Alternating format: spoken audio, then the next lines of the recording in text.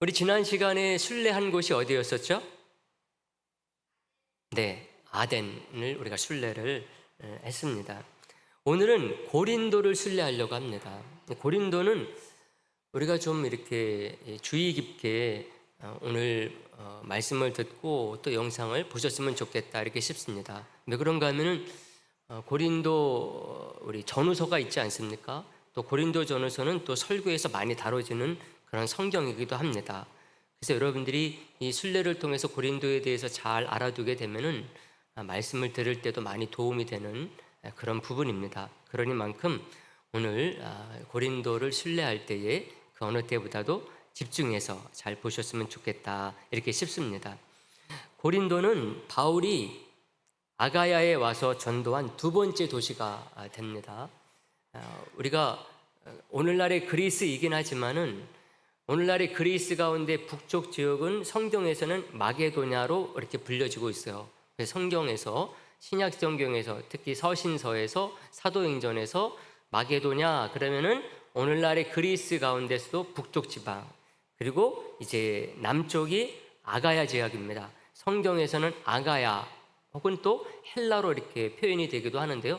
바로 이 아가야 지역에 바울이 방문해서 전도한 곳이 아덴 그리고 고린도 또 갱그레아까지 이런 지역에 가서 바울이 이제 복음을 전한 곳입니다.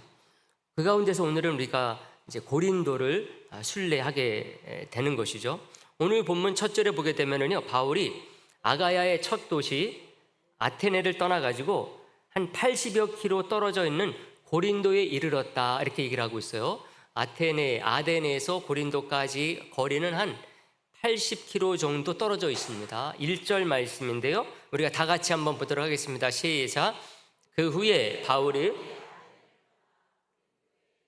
아멘.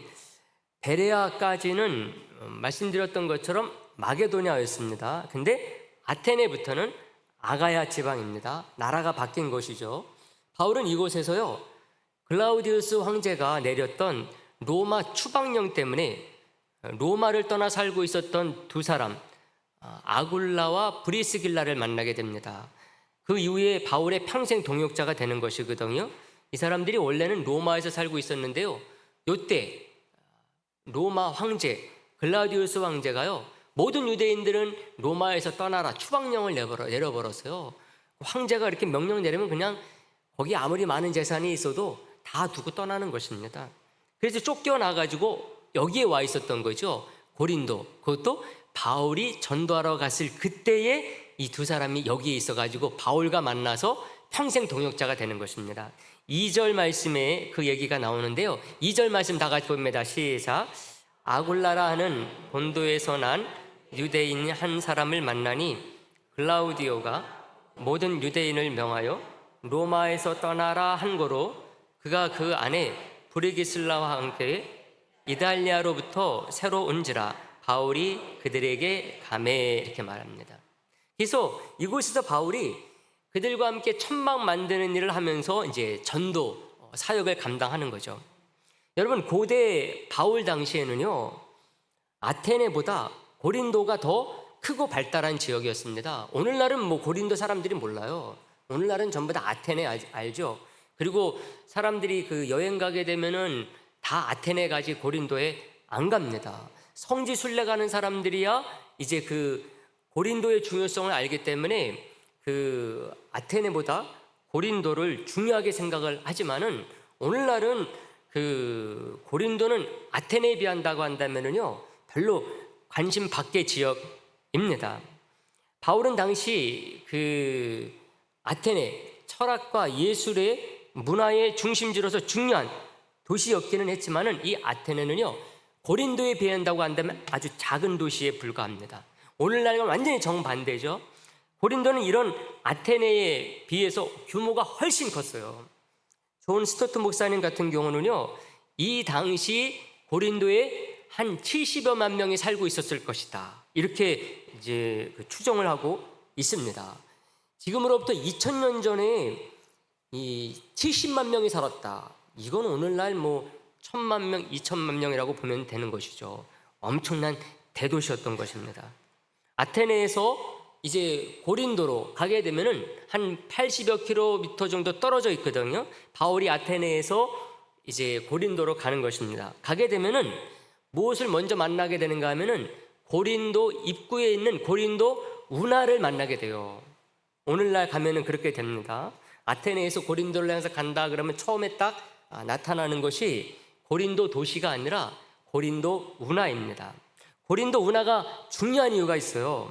당시 고린도의 중요한 분위기를 알 수 있기 때문에 그렇습니다. 그래서 고린도 전후서를 읽고 사도행전을 읽을 때 이런 부분을 잘 알아야지만이 이 당시 고린도의 분위기가 어땠고 이런 곳에 갔던 바울이 어떤 그 마음을 갖게 됐을까 하는 것을 우리가 예측을 할 수가 있게 되는 것이죠. 그래서 그 운하를 영상을 통해서 보도록 하겠습니다. 우리 첫 번째 영상 보여주시겠습니다. 한 5분 정도 됩니다.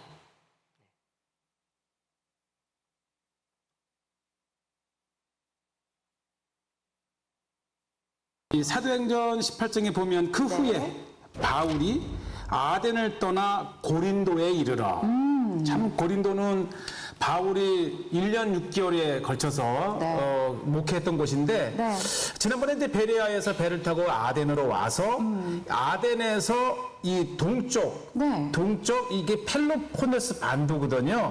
이 반도를 지나는 고린도인데 사실 이 고린도는 갱그리아도 고린도 항구라 그래요. 그래요? 그래서 이 펠로폰네스 반도에서 동쪽 항구가 고린도 항구라면 이 서쪽 항구가 갱그리아입니다. 그러니까 이 수백 킬로에 해당하는 이 펠로폰네소스 반도를 돌아가는 백기를 줄이기 위해서 고대로부터 이제 이 아시아, 이 지중해 에게에서는 갱그리아에 도착하면 배를 넘겨 고린도에서 다시 로마로 갔고요.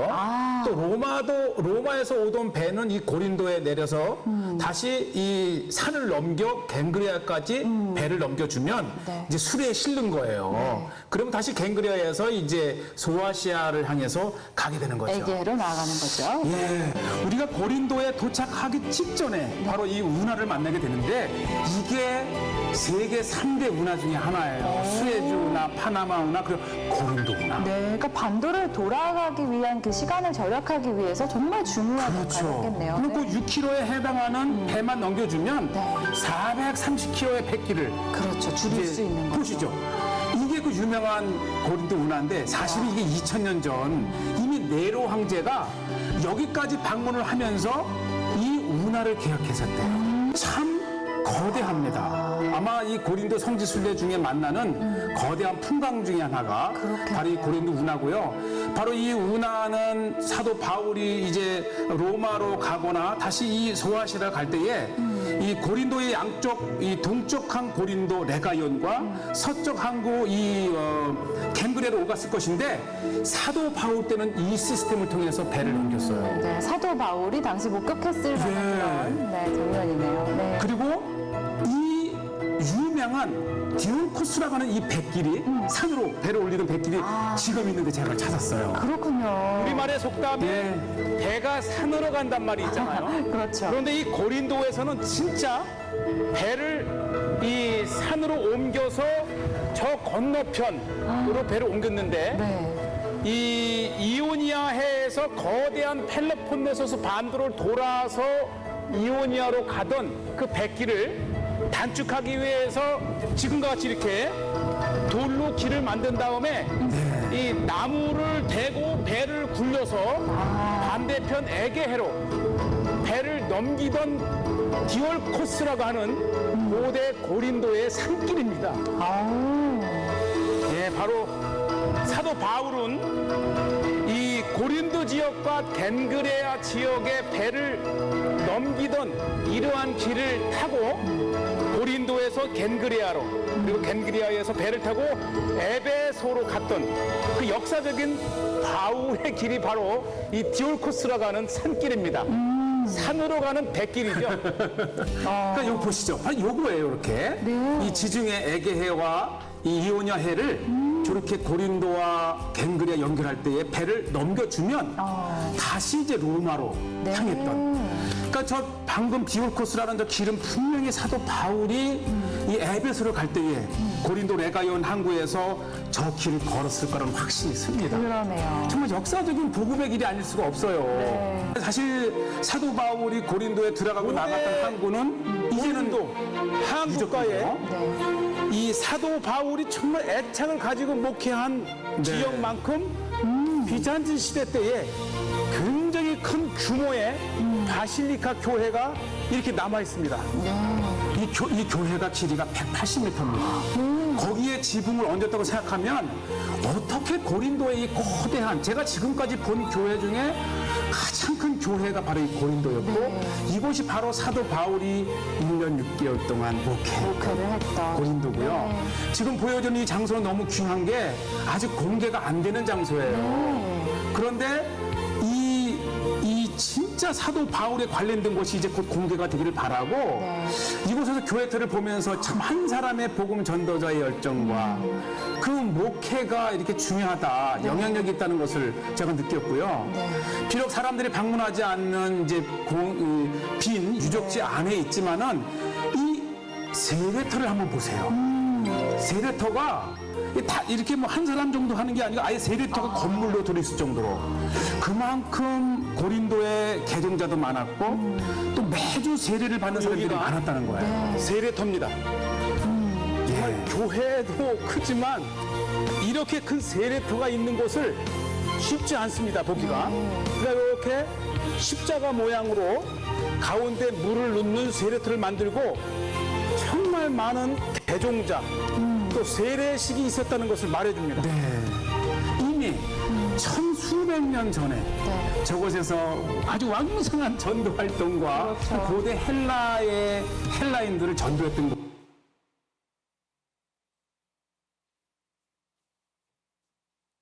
네, 잘 보셨죠?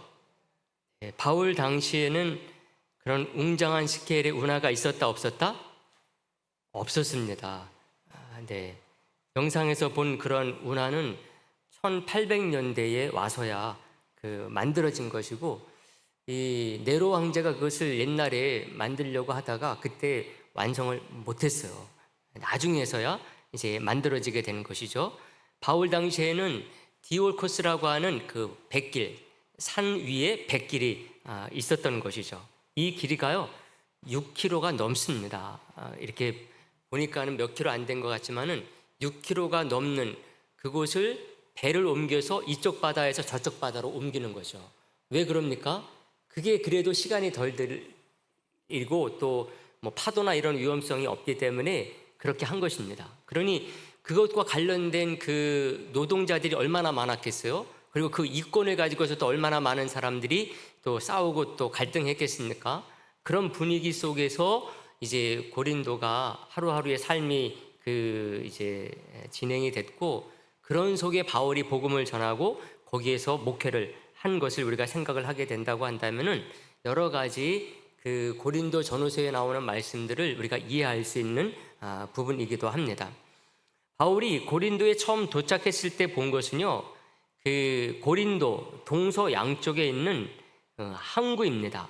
한쪽 끝에는 갱그레아 항구, 저쪽도 한쪽 끝에는 그 레카이온 또 네키움이라고도 하는 그런 항구였었던 것이죠. 고린도 서쪽에 고린도만 방향 쪽으로는 네키움 항구가 있었고, 그리고 고린도 그 이제 동쪽 그 샤론만 쪽에는 갱그레아 항구가 있었던 것입니다.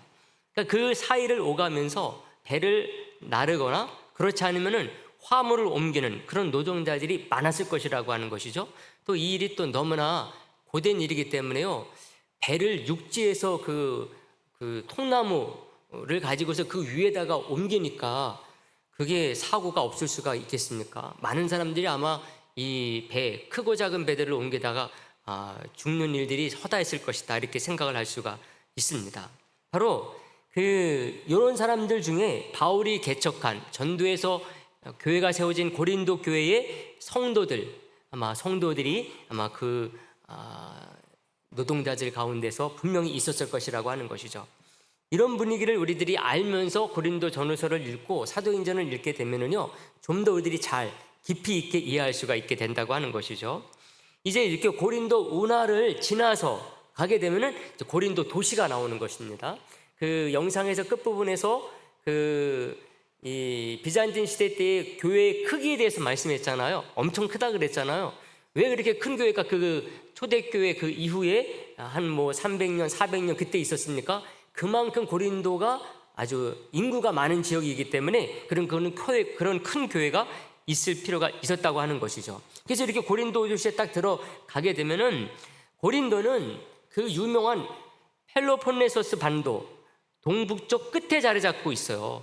고린도라고 하는 것은요, 고린도 운하를 지나가지고 고린도 도시라고 하는 것을 들어가게 되면은 그 고린도는 우리가 잘 아는 펠로폰네소스 반도의 한쪽에 붙어 있는 도시라고 할 수가 있습니다.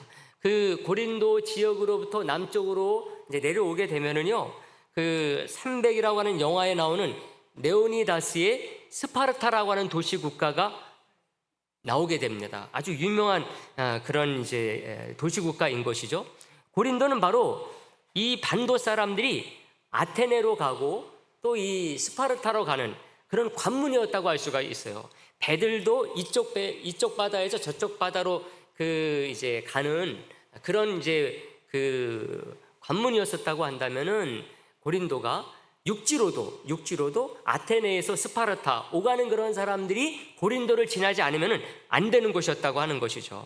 그래서 이곳에 들어서게 되면은 바울 기념교회가 있거든요.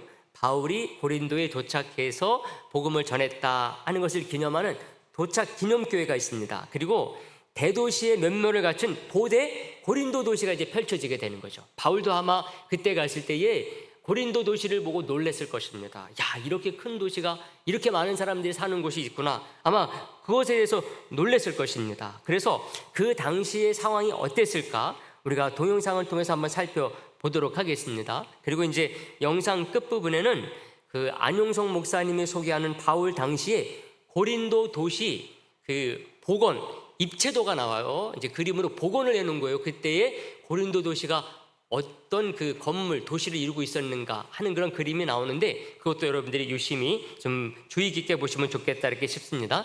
두 번째 영상 보여주세요. 한 6분 정도 됩니다. 네, 보겠습니다. 고린도 운하를 지나서 이제 고린도로 쭉 가게 되면 이 교회 이게 이제 사도 바울 도착 기념 교회라고 네. 아담한 교회가 이렇게 있습니다. 사도 바울이 도착한 것을 기념해서 세워진 교회인 거죠. 뭐 여러 이제 이 고린도의 교회가 있지만 특히 이곳은 사도 바울의 도착을 기념한 교회인데 네. 첫째는 아담하고 이 고린도의 이제 아크로폴리스 언덕 밑에 있고 교회 입구에 이렇게 사도 바울의 탁 향이 되어 있는데 네. 무엇보다도 제 이 교회에서 볼만한 것은 정원에 있는 그 성화입니다. 네. 성화 바로 이건데요.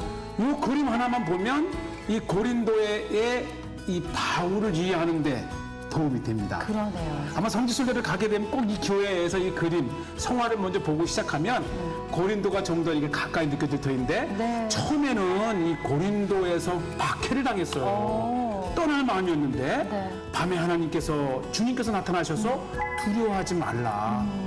담대하게 말씀을 전하라는 이 꿈을 꿔요. 네. 꿈 중에 받은 이 그 용기를 얻고 네. 다시 고린도에서 계속해서 1년 6개월 동안 목회를 했던 네. 이 머물면서 이곳을 전도했던 그 사도 바울의 가장 큰 그런 전도지이기도 한데요. 네.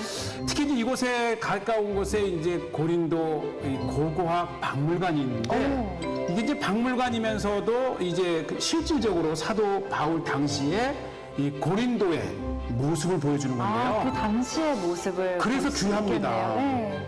이 박물관에 정말 많은 것이 전시되어 있는데 다 볼 수는 없지만 바로 이 고린도 당시의 문화, 의상이라든지 그들의 이 의식 구조라든지 네. 또 수준 높은 문화. 그러니까 이 헬라의 꽃을 피웠지만은 정작 로마에 의해서 식민지가 되면서 사라질 것 같았던 헬라 문화가 네. 오히려 로마를 통해서 로마가 그것을 버리지 못했거든요. 그래서 로마를 통해서 헬라 문화를 보는데 이 고린도의 아주 그 전형적인 그 기둥 또 이 이오니아식 또는 도릭식 그다음에 정말 이 대리석을 깎았는데도 불구하고 정말 실제 있는 것 같은 거 정말 정교하게. 그러면서도 이 십자가의 많은 문양들 특히 이 고린도에는 유대인이 있어. 이게 아주 결정적인 건데요. 이게 회당에 있던, 그다음에 헬라어로 유대인의 회당이었던 이 글귀가 발견이 되면서 사실 이 사도 바울도 고린도에서는 회당을 중심으로 말씀을 전했거든요. 네. 그 실제 2000년 전에 그렇군요. 그 회당의 이런 유적지들을 보면서 살아있는.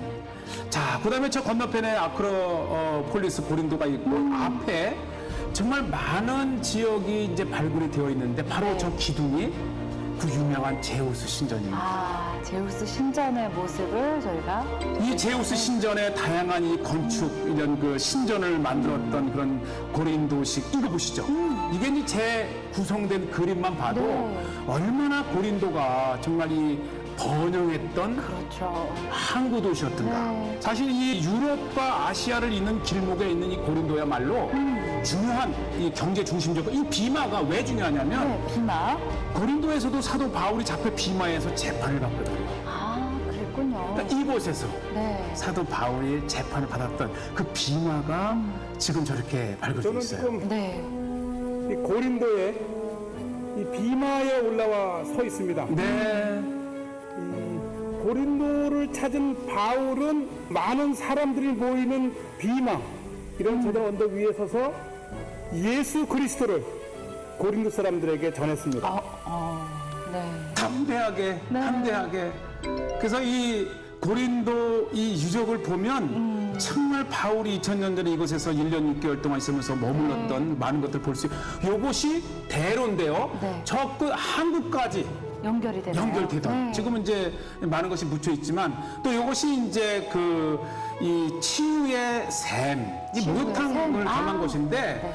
바로 이것도 이제 고린도 고대 유적의 중심을 이루었던 곳입니다. 네. 뭔가 이 치유와 그 다음에 이제 이곳에서 또 하나 중요한 곳이 뭐냐면 이 레가연이라는 곳인데 우리가 고린도 항구라고 하지만 사실은 고린도의 레가연 항구예요. 네. 두 개가 있었어요. 고린도 항구 동쪽은 레가연, 네. 고린도 항구 서쪽은 덴그레아. 아, 예, 이것이 이제 그 항구까지 연결되는 길인데 바울은 항구에 도착해서 이 도시로 들어오면서 이 걸었었던 길. 그렇죠.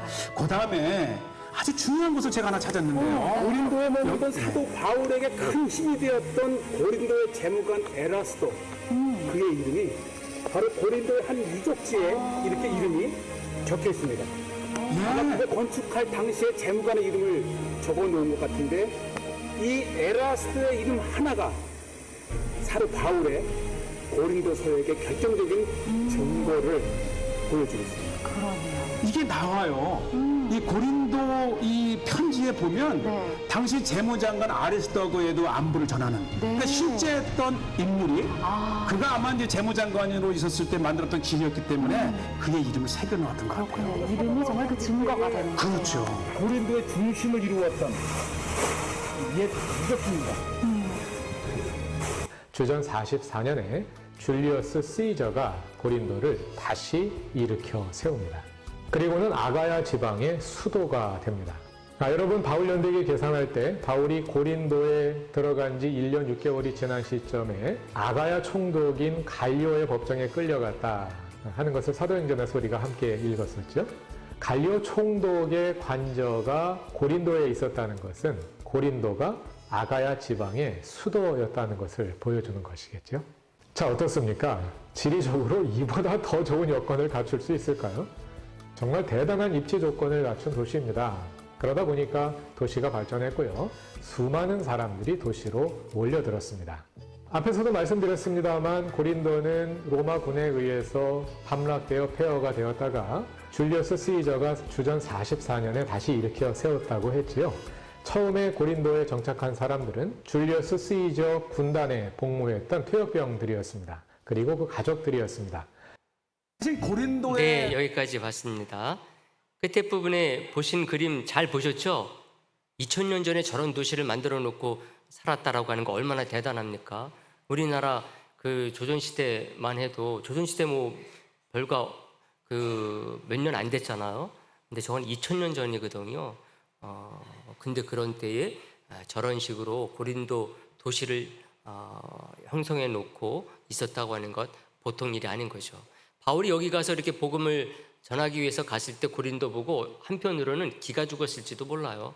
아테네부터 물론 이제 그런 면이 있었지만은 고린도에서도 아마 그래서 더욱더 바울이 고린도에서 복음을 전하지 않으려고 그랬던 것일 수도 있습니다. 근데 하나님께서 꿈에 나타나셔가지고 두려워하지 말라, 여기에 믿을 사람들이 많이 있다, 그런 말씀을 해주시니까 고린도에 남아서 1년 6개월을 전도할 수가 있었던 것이거든요. 그래서 고린도는 바다로는 그 이오니아 해와 에게해를 연결해주는 해상 연결도시라고 말씀을 드렸습니다. 그리고 육지로는 말씀드렸던 것처럼 펠로폰네소스 반도와 아테네를 이어주는 곳이었던 것이죠. 이것은 단지 그 지역만이 아니라요, 로마로 가는 사람들의 발길을 이어주는 그런 곳이 고린도였다고 하는 것을 말해주는 것입니다. 그러니까 고린도는 많은 외국인들이 오고 갈 수밖에 없는 그런 곳이었다고 볼 수가 있어요. 그러니만큼 로마 또 그리스 신을 섬기는 핵심 지역이기도 했습니다. 그러니까 우상 숭배가 그 어느 지역보다도 아주 만연했다고 하는 거죠. 그런 그 신들 중에서도요, 아프로디테의 신전이 있었던 곳이 고린도 도시 가운데서 그 언덕, 아주 그 산과 같은 언덕 위에 이 아프로디테라고 하는 여신을 섬기는 신전이 자리 잡고 있었어요. 이것에 대해서 아마 여러분들이 설교를 통해서 많이 들었을 것인데요, 바로 그 도시에서 가장 높은 곳, 이런 신전이 있는 곳을 아크로폴리스라 그랬잖아요. 여기는 특별히 아크로 고린도라고 이렇게 부르는데, 그 아크로 고린도 위에 아프로디테 여신전이 있었고, 그 신전에 천여 명의 막 그 여자 사제들이 있었고, 그것을 통해서 온갖 성적인 그 부패하고 타락된 그런 일들이 벌어졌을 것을 우리가 생각할 수가 있습니다. 이런 곳에 바울이 복음을 전하러 간 것인데, 한번 이 아크로 고린도 아프로디테 신전이 있었다고 하는 그곳을 한번 우리가 영상을 통해서 잠깐 보도록 하겠습니다. 마지막 영상입니다. 이제 보겠습니다. 들었으면 고린도든 이 갱그레아든 어디서든지 우뚝 솟은 저곳이 무엇인가 라는 이런 궁금증이 있는데 한번 올라가 보고 있어요. 직접 올라가서 확인을 하러 가고 있습니다. 사실 고대의 그리스는 전 지역이 이제 도시국가 공동체를 이루었기 때문에 역시 고린도에서도 이 가장 높은 이 산에 요새와 함께 아프로디테의 신전이라든지 전체의 중심을 이루는 곳이었는데 고린도인데요. 아크로폴리스인데 참 올라가면서도 전 지역의 탁 트인 풍경, 그 다음에 무엇보다도 이 사도 바울도 이곳을 올랐을 거예요. 그렇죠. 맞습니다. 네. 그래서 이 고린도 지역의 이 아크로폴리스는 고린도의 아크로폴리스는 이 전체 고린도의 중심을 이루고 있고요. 네. 이 겐그레아와 레구임이라고 하는 이 두 개의 고린도 항구를 오가는 그렇죠. 그렇죠. 특히 이제 이 고린도가 중요한 것이 이 아덴을 중심으로 아가야 지방이 있다면 이 고린도를 건너 펠로폰네소스 반도, 사실 고대로부터 이 경쟁적인 두 이 지역인데 그 중간에 있었기 때문에 더욱 군사적으로도 중요했고, 중요한 요지였네요. 그래서 사실 고린도는 이 그리스에서 가장 번성한 도시라는 거예요. 네. 그래서 그렇죠. 그러니까 사실 아덴보다도 이 고린도가 오히려 이 전체 헬라의 중심이었고, 바울은 이곳에서 이제 복음을 전하고 목회를 하고 여러 활동을 했는데, 또 보세요. 이게 그냥 탑이 아니고 교회인데 33m 예수님의 생애. 그러니까 이미 교회 건축 자체의 탑조차도 33m를 통해서 예수 그리스도의 생애를 저렇게 표현을 하고, 이 고린도 교회에 들어서게 되면 정말 우리에게 감동을 주는 석판이 있었는데 그것 때문에 갔어요. 저 정면에 한쪽에는 아볼로, 한쪽에는 바울. 고린도 교회 입구에 보면 이렇게 고린도전서 13장 1절에서 8절까지 사랑장, 사랑은 오래 참고, 이 노래도 유명한 그렇죠. 바울의 이 사랑장이 바로 이 고린도 교회를 향해서 쓴 편지에 나와 있습니다. 더군다나 저기 뭐 고대 헬라어라 잘 읽지는 못해도 야 이게 우리 고린도전서 13장에 기록된 원래의 헬라어 사본이다. 네. 헬라어 칸이다 생각하니까 다 이미 알고 있잖아요. 그럼요. 그 다음에 또 하나가 이 고린도에 사실 첫 교회를 세운 게 바울이지 않습니까? 이 고린도의 바울 기념 교회는 그 일대 목회자가 바울이라고 하는 거예요. 그렇죠. 이때 목회자가 또 사도 바울. 네. 지금까지 몇 대까지 목회자가 있었을까요? 그러게 안 그래도 수십 대는 더 그렇죠. 이어지지 예. 않았을까요? 네. 네, 바로 이건데요. 고린도 교회의 자부심 같아요. 그렇죠. 이 역대 고린도 교회 목회자 리스트가 쫙 있는데 네. 1대가 바울, 야, 2대가 아볼로, 아볼로. 3대가 실라 이렇게 해서 지금까지 총 89대 목회자의 제가 이 89대에 반대로 혹시 이강구는 있는가? 90대를 한번. 네, 엄두를 네.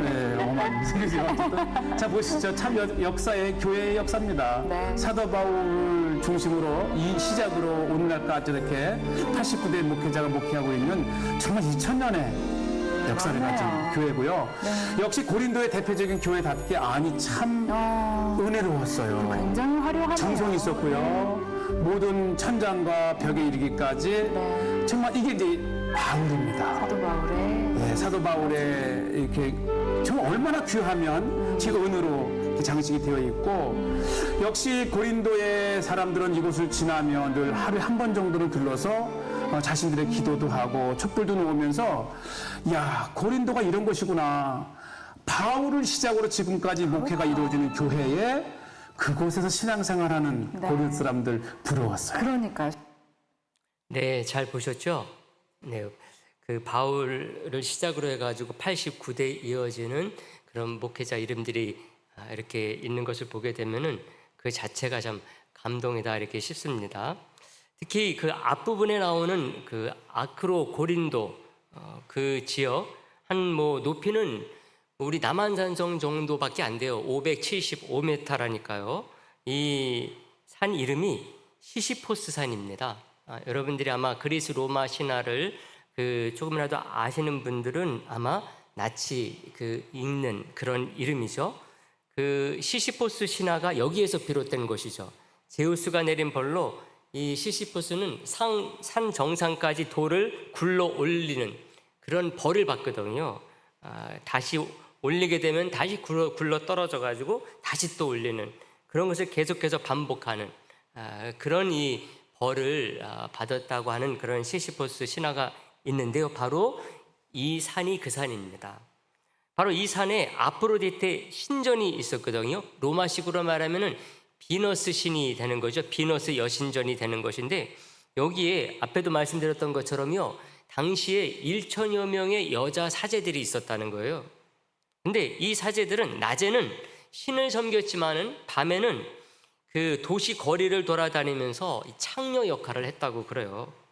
이렇게 존 스토트 목사님이 이것을 지적을 해주고 있습니다. 바로 이런 도시가 바울 당시에 고린도였었다. 이렇게 보면은 되는 것이죠. 바울은 이곳에서 1년 6개월을 전도했어요. 처음에는 오래 있지 않으려고 그랬어요. 아마 바울이 봐도 참 대단한 지역이긴 한데 너무나 타락이 됐기 때문에 여기 과연 누가 믿을 것인가. 괜히 헛수고다. 아마 그냥 갈라 그랬어요. 그리고 사람들도 참 이 우악스럽고 그러니까는 바울이 감당하기가 쉽지 않았던 것 같아요. 그러니까 바로 그냥 떠날라 그랬어요. 그런데 우리가 읽지 않았지만은 이제 하나님께서 바울에게 나타나셔가지고 여기에 하나님의 자녀 믿을 사람들이 많이 있다. 그런 말씀을 듣고 나서 여기에 머물렀는데 1년 6개월을 여기서 복음을 전하고 목회를 하게 된 것입니다.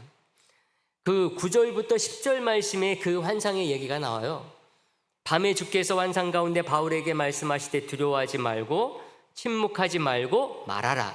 내가 너와 함께 있음에 어떤 사람도 너를 대적하여 해롭게 할 자가 없을 것이니 이는 이 성중에 내 백성이 많음이라 하시더라. 딱 이렇게 말해주고 있습니다. 정말 바울이 여기서 복음을 딱 전했더니요. 믿는 사람들이 많이 생긴 거예요. 특히 지도자들도 많이 나왔어요. 디도, 유수도, 회당장 그리스보, 고린도교의 식주인 가이오, 고린도의 재무장관, 영상에서 나왔던 것처럼 에라스도라는 같은 사람, 구아도, 이런 사람들이 여기에서 많이 그 예수님을 믿고 일꾼이 된 것입니다. 만약에 바울이요, 자기 주장이나 자기 판단, 자기 생각, 자기 겉으로 보기에는 그렇게 판단했을 것 아니겠어요? 여긴 도대체 믿을 사람 없다. 이렇게 타락된 곳에 어떻게 믿을 사람이 있을까? 아마 자기 판단만 딱 믿고 거길 떠났다. 그렇다고 한다면은 만나지 못했을 사람들입니다. 이 사람은 어디 가서 만나겠어요? 디도, 유수도, 그리스보, 또 가이오, 에라스도, 구아도, 이런 사람들 너무나 귀한 사람들이거든요. 그렇게 문제가 많고 사건과 사고도 많았던 이 고린도였지만은 그 속에 보석과 같은 성도들이 많이 있었던 것입니다. 이런 것들을 보게 되면 우리가 섣불리 눈에 보이는 것 가지고서 사람도 그런 모든 상황이나 그 어떤 무엇도 판단하면 안 된다라고 하는 것을 알 수가 있는 거죠. 그러므로 오늘 이런 고린도에서의 바울을 저와 여러분들의 마음 가운데 새기고요, 우리도 항상 우리 자신의 주장, 내 자신의 어떤 판단력, 내 생각, 이런 것보다는 우리 주님의 생각과 그 뜻과 말씀을 따라서 사는 그런 성도와 교회가 되기를 주님의 이름으로 축복의 말씀을 드립니다. 기도하겠습니다.